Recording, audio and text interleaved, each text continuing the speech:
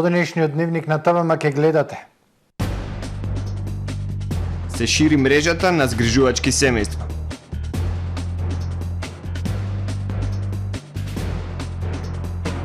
Балканот да се нуди како една дестинација за еко-рурален и авантуристички туризам.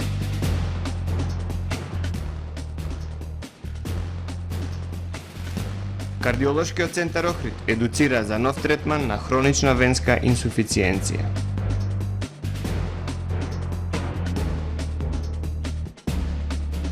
Колку е успешен проектот Рурален доктор на ресорното министерство?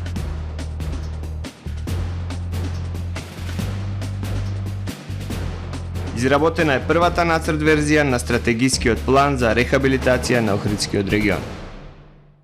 Ги погледнавме кратките најави. Со дневникот започнуваме повременската прогноза. Останете со нас.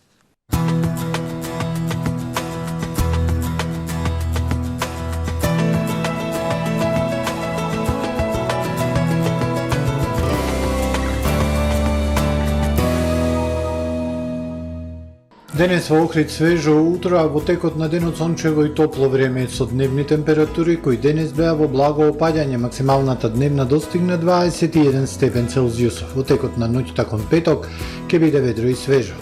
Утре над Португалија, британските острови и југ од скандинавскиот полуостров умерено облачно и нестабилно со врнежи од дожд. Врнежи локално се очекуваат и на крајниот исток од Европа. Во останатите делови од стариот континент сончево со локална облачност и топло време. На Балканскиот полуостров во петок времето сончево, ќе има локална облачност и ќе биде топло. На северот полуостровот зголемена облачност, максималните дневни температури од 18 до 25 степени Целзиусов. Во Македонија во петок денот ја започнеме со посвежо време и благ пат на утринските температури, за да во текот на денот времето сончево и топло со слаб до умерен североисточен и северозападен ветер.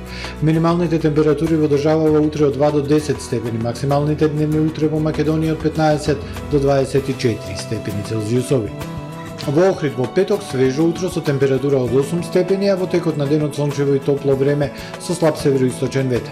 Максималната дневна температура 18. Во сабота и недела сончево и топло со дневна температура од 19 односно 20 степени, а во понеделник сончево време со појава на локална облачност, но топло. Минималната 8, а дневната 21 степен Целзиусов.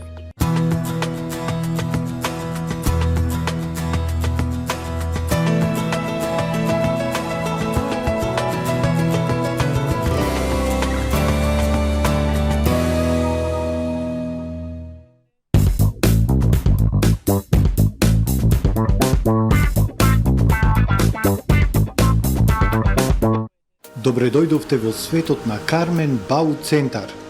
Во беспрекорно уреден продажен простор, купувањето во еден Бау Центар никогаш не било попријатно. Со гордост ви го представуваме нашиот шоурум Мараци, со најголем избор на плочки од Мараци и санитарија од светски познатите брендови Грое, Колпасан, Идеал Стандард, Рока, Унитас. На располагање ви е нашиот архитект кој ќе ви помогне во осмислување на вашиот проект. Располагаме со најбогатата палета на ламинат во државава. Одберете од 100 различни дизајни на Swiss Chrono. Покрај стандардниот избор на фасадните системи Knauf и Бекамент, ви нудиме богат избор на професионален алат на реномираните производители Bosch и Divol.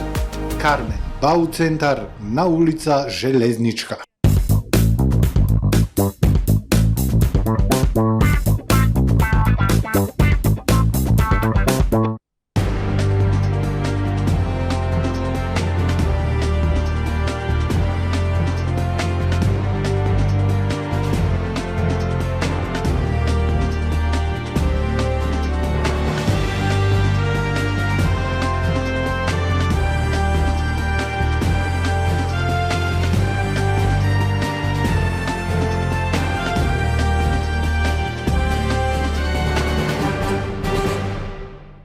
Добар ден, прво издание на Дневникот на ТВМ телевизија.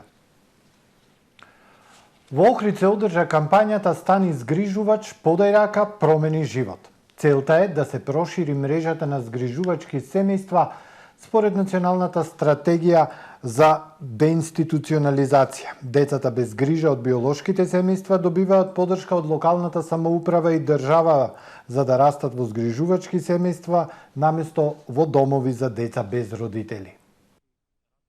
Анкица и Лазо Крстановски се згрижувачко семејство од Охрид. 11 години згрижуваат деца без родители и родителска грижа, а љубов и внимание досега им дали на 4 деца. Тие се грижат за 3 деца во моментов, а веќе одгледали и полнолетно момче, раскажува со многу емоции Анкица. За да се грижи за децата е хуман чин и треба голема љубов и широка душа. Среќни сме што имаме повеќе дечиња од различни родители со различни карактери, но така ни е поинтересно.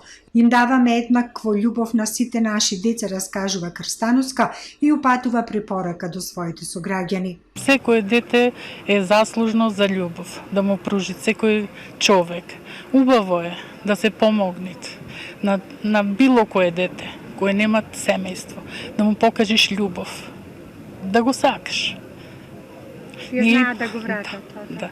Ние имаме наше, сите се наши. Сите се исти како нашата принцеса. Станеш згрижувач, подај рака, промени живот е мотото на националната кампања која започна од јуни годинава во 26 градови во земјава. Министерството за труд и социјална политика преку подрачните единици, Центарот за помош на згрижувачки семејства и СОС Детско село имаат за цел да ги информираат и мотивираат граѓаните да се вклучат во мрежата на згрижувачки семејства, напоменува психологот Јасминка Кочанковска од Битолскиот центар за помош на згрижувачки семејства, кои како се потребни и неопходни за децата кои останале без родители и родителска грижа, а кои ги имало и ги има и ќе ги има.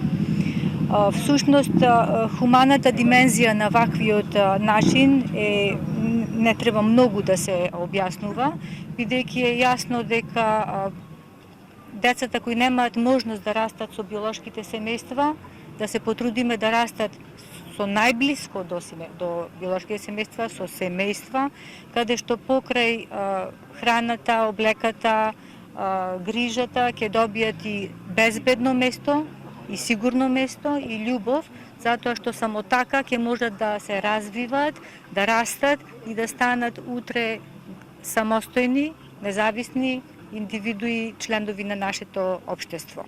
Градоначалникот Кирил Пецаков најави дека и локалната самоуправа ќе се вклучи во кампањата за поддршка на децата без родители и родителска грижа. На оваа тема веќе разговарале со СОС Детско село за начинот и мерките како да ги поддржат децата лишени од грижа и љубов од биолошките семејства. Ние како локална самоуправа одлучивме во наредната година во програмата за социјална заштита покрај сите оние работи кои што несомнено ги направивме за вакви рандливи категории, би рекол на деца, секако и на семејства во изминатаа година. Од наредната година, од 2023 ќе имаме финансиски надоместок за децата во згрижувачките семејства, еднократен и ќе биде одлучен на советот кој што ќе биде околу 10 декември кога ќе се носи буџетот, за која ќе имате попрецизни информации и за висината која што се договоривме на тој состанок, а и за сети останати мерки. Александра Мојсова, специјалист за застапување и комуникација од СОС Детско село, кажува дека од идната година промовирањето на згрижувачките семејства ќе биде поинтензивно според националната стратегија за деинституционализација. Во Охрид има 8 згрижувачки семејства, како што кажа мојата колешка. Тоа е навистина позитивна бројка, меѓутоа сметаме дека Охрид навистина има уште поголем потенцијал и како што е град за пример, има уште повеќе можности согласно потребите да згрижи уште повеќе деца. Граѓаните кои се заинтересирани за да се вклучат во мрежата на згрижувачки семејства може да ги добијат сите потребни информации на телефонскиот број 075 277 447 и на веб и фејсбук страните zgrižuvaj.mk. Балканот да биде една дестинација за еко, рурален и авантуристички туризам. Тоа е целта на конференцијата која деновиве се одржува во Охрид и на која присуствуваат туроператори од целиот Балкан. Настанот представува единствена можност за учесниците да разменат искуства, идеи, производи и експертиза во однос на авантуристичкиот туризам. Балканот да прерасне во една дестинација за авантуристички туризам. За таа цел ќе се формира асоциација, која ќе ги представува туроператорите од сите балкански земји со една заедничка понуда и туристичка промоција. Овој регион на светската мапа сам по себе е уникатен. Ќе се привлекуваат туристи со богатата култура, традиција и историја на земјите од Балканот. Една работа што има Западен Балкан кој што немаат другите у Европа, тоа е нашата историја. Тоа е нашата култура, нашата традиција, нашите херои за кои што се бориме, од Александар до сите тие други, тие се наши, тие се од овој регион. Така да во комбинација со културата и со историјата и со планините кои што на пример ги има Швајцарија, тоа е уникатноста наша. Продукти има, искуство има, преубав народ има, имаме прекрасни организации кои што се спремни тоа да го поддржат и го имаат поддржувано, имаат многу успешни проекти. Целта на вмрежувањето на туроператорите за еко-рурален и авантуристички туризам е привлекување на што поголем број гости и развој на регионалната економија. Значи, очекуваме да видиме повеќе тури, повисок квалитет на се што се нуди, хармонизација на стандарди, кодекс на соработка и слично. Се со цел што повеќе туристи, бидејќи она што покажуваат анализите, значи Западниот Балкан е дестинација која што е од голем интерес, особено во овој сегмент. И сега да кажеме зошто овој сегмент, значи неколку пати денес и на самите презентации беше споменато, 65% од трошоците, значи при вакви тури остануваат на локално ниво. Проектот има за цел и поттикнување на конкурентноста на компаниите кои работат на полето на туризмот.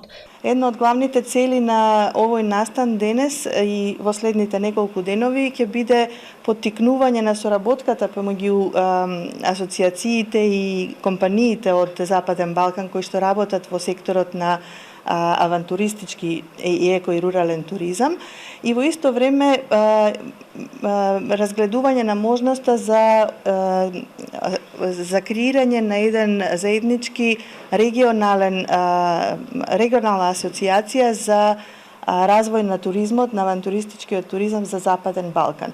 Една од нашите цели е да го поттикнеме развојот на туризмот во регионот на Западен Балкан преку заеднички иницијативи, заеднички напори на представување на целиот регион, на сите држави од Западниот Балкан како една заедничка туристичка дестинација. Туроператори од целиот Западен Балкан деновиве во Охрид се вмрежуваат за заеднички настап на светскиот пазар. Специјализираната болница за кардиоваскуларни заболувања од Охрид постојано работи на воведување нови современи методи во грижата за здравјето на пациентите. Во установата беше одржана едукација за нов ефикасен третман на хронична венска инсуфициенција во организација на Медтроник. Во специјализираната болница за кардиоваскуларни заболувања Охрид се одржа едукативен настан за нови современи методи во третман на хронична венска инсуфиенција во организација на Медтроник. На настанот присуствуваа лекари од повеќе здравствени институции од државата. Охридската специјализирана болница за кардиоваскуларни заболувања е единствена јавна здравствена установа која 11 години во континуитет работи редовен програм со ендоваскуларните процедури на варикозни вени со радиофреквентна аблација, а програмот отскоро е збогатен со нетермална ендоваскуларна процедура Венасил, едно од поновите решенија во третманот. Доктор Никола Бакрачевски, како официјален едукатор на Медтроник, во тандем со доктор Марија Зимбова и останатите членови на тимот, низ теоретски, интерактивни предавања и низ систематизиран програм за совладување на практични вештини кај претходно селектирани пациенти, на кои им беа изведувани и двете техники, ги пренесоа сите важни аспекти на оваа метода. На настанот присуствуваше и министерот за здравство, доктор Беким Сали, кој го поздрави овој настан, ставајќи акцент на важноста на едукацијата и промоцијата на нови ефикасни методи во третманот со радиофреквентната аблација. За здравјето на жителите на општина Дебрца се грижат двајца доктори. Тие во примарното здравство се вработени преку проектот Рурален доктор на ресорното министерство. Остануваат нефункционални некогашните амбуланти во селата Мешеишта и Требеништа. Слаб е интересот на младите лекари за работа во руралните средини. И покрај ваквата слика, Од Ботун до Пресека, нашата соседна рурална општина Дебрца е добро покриена со примарна здравствена заштита. Здравствени услуги даваат двајца доктори вработени преку проектот Рурален доктор на Министерството за здравство. Градоначалникот Зоран Ногачевски објаснува дека иако не е во нивна надлежност, тие како општина помагаат и во инфраструктурното осовременување и зачувување на некои од функционалните амбуланти во оваа општина. Во моментов на територијата на општината делуваат двајца доктори по примарна заштита и тоа тие се преку Министерството за здравство, значи како рурални доктори, значи како рурални амбуланти. Едниот доктор ги покрива амбулантите во село Лешани и село Велне, а другиот во село Белчишта и селата Звести, Слатино и Сливовски во амбулантата во Сливовски Јанови. Но и покрај неколку неуспешни обиди за пријавување на интерес за нивно отварање, сепак остануваат нефункционални и некогашните амбуланти во селата Мешеишта и Требеништа, објаснува градоначалникот на Дебрца Ногачевски. Пред повеќе од една деценија, државата изградила 15 објекти кои требаше да бидат рурални амбуланти, од кои 10 до ден денес воопшто не ни профункционираа, признава во интервју за Макфакс министерот за здравство Беким Сали. И не се нашло начин како да се мотивира некој доктор таму да се ангажира, да се вработи и да му се склучи договор со фондот. Примарното мора да биде основата на здравствениот систем. Значи, се согласуваме, не се согласуваме, тоа мора да биде основата, затоа што доколку вие во примарното не превземете нешто кај пациент, акутното се создава во хронично. Хроничното не знаеме како се развива во иднина. Значи, ние имаме рурални средини каде што пациенти не се обслужуваат со здравствена услуга. Министерот Сали кажа дека ова е генералната слика за покриеноста со давање на примарни здравствени услуги во руралните средини, но потенцира и дека постојат матични лекари во некои од руралните средини кои пружаат соодветна здравствена услуга. Министерот кажа дека очекуваат донација од странска држава која треба да овозможи теренска здравствена услуга во земјава. Здравствената нееднаквост, испорачана во последниот извештај на Европската комисија, останува еден од најголемите проблеми во здравството кај нас. Изработена првата нацрт верзија на стратегискиот план за рехабилитација на природното и културното наследство на Охридскиот регион. Документот е достапен на веб страната на Министерството за животна средина и просторно планирање, како и на веб страната на Министерството за култура. Јавноста може да дава предлози, забелишки и дополнувања во однос на нацрт верзијата на стратегискиот план до 25 ноември. Изработена нацрт верзија на стратегиски план за рехабилитација на природното и културното наследство на Охридскиот регион. Стратегискиот план го изработи група формирана од владата во согласност со одлуката донесена на 44-та сесија на Комитетот за светско наследство одржана во Кина минатата година. Изработката на стратегискиот план за рехабилитација на Охридскиот регион беше координирана со работна група од Република Албанија, со која заеднички се дефинираа стратегиските цели и акцискиот план. За овој документ Министерството за животна средина и просторно планирање донесе одлука дека не е потребно да се спроведе стратегиска оценка за животна средина согласно член 65 од Законот за животна средина. Нацрт верзијата за стратегискиот план за рехабилитација на природното и културно наследство на Охридскиот регион заедно со формуларите за определување на потребата од спроведување, односно неспроведување на стратегиска оценка, се објавени на веб страницата на Министерството за животна средина и просторно планирање и веб страницата на Министерството за култура. Мислењата, предлози и забелешки од јавноста по нацрт верзијата на стратегискиот план може да се достават на мејл адресите на овие две министерства заклучно со 25 ноември 2022 година. Со цел ефективна консултација и вклучување на јавност во наредниот период согласно законските прописи ќе се организира и јавна расправа. Финалниот стратегиски план ќе се разгледа од страна на Комитетот за светско наследство на неговата 46-та сесија во 2023 година.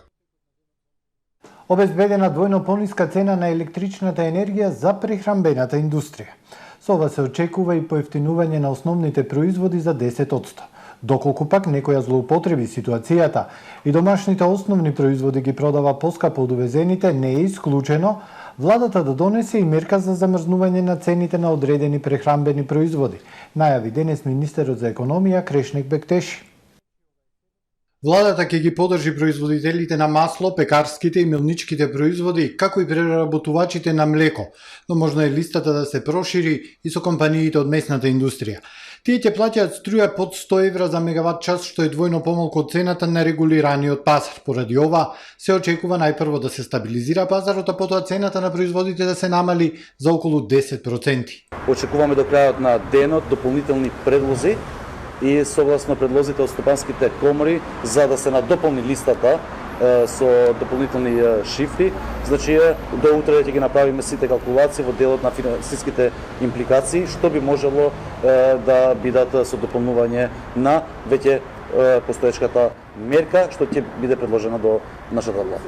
Бектеши очекува поради намалувањето на цената на електричната енергија компаниите од прехранбената индустрија да ги поевтинат производите. На прашање дали натаму домашното млеко ќе биде поскапо од увезеното, Бектеши одговори дека владата за ова има соодветни механизми. Ние имаме механизми како влада, ако тоа се злоупотребува, можеме директно да донесеме одредени одлуки согласно призната за замрзнување на одредени цени на основните наменни производи.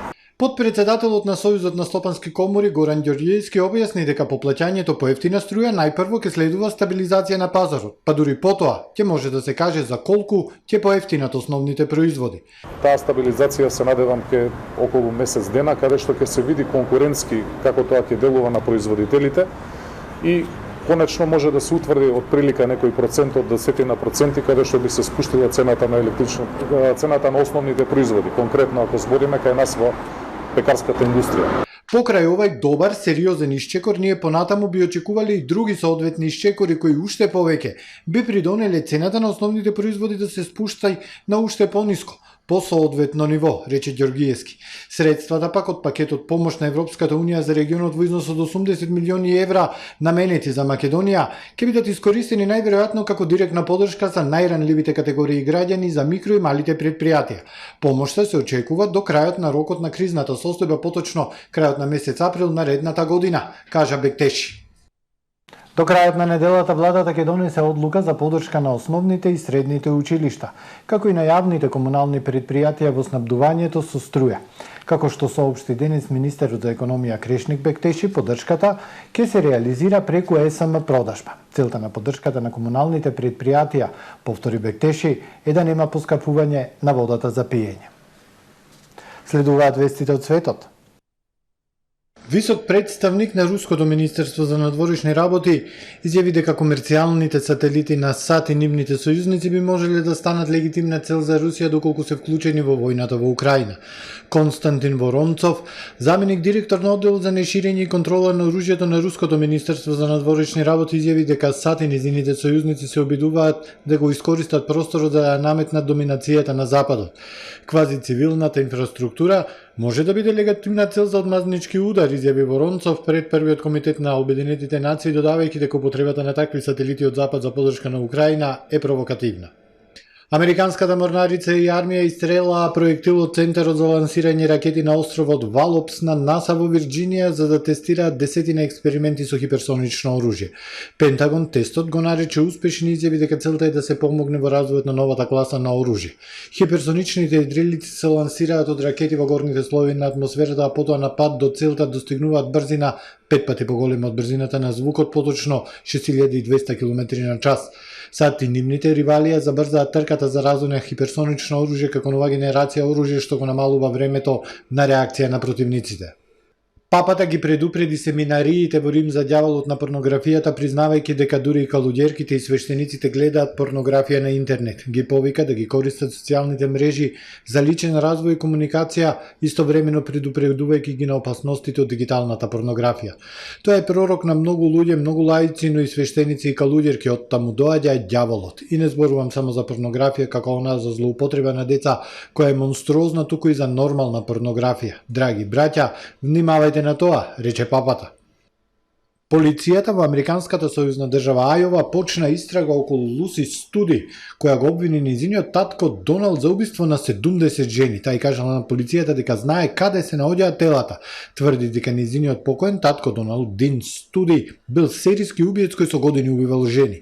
Овој покоен фармер наводно ги принудил своите деца да му помогаат да ги фрлат телата на жени во бунар. Раскажала дека нејзиниот татко бил алкохоличар кој сакал да убива жени удирајќи ги до смрт во главата и другите делови од телото. Локалниот шериф потврди дека кучињата трагачи откриле најмалку 4 можни места за масовни гробници на нивниот имот. Доналд починал во 2013 година обвинет за убиство меѓу 50 и 70 жени и двајца мажи. Двете негови сопруги починале, а полицијата соопшти дека и двете извршиле самоубиство. Едната се задавила со сајла, а другата се застрелала. Ако наводите на неговата ќерка се покажат како точни, Доналд ќе стане еден од најмасовните убици во САД. Ова е се во првиот дневник на ТВМ. Ви благодарам за довербата. Пријатно.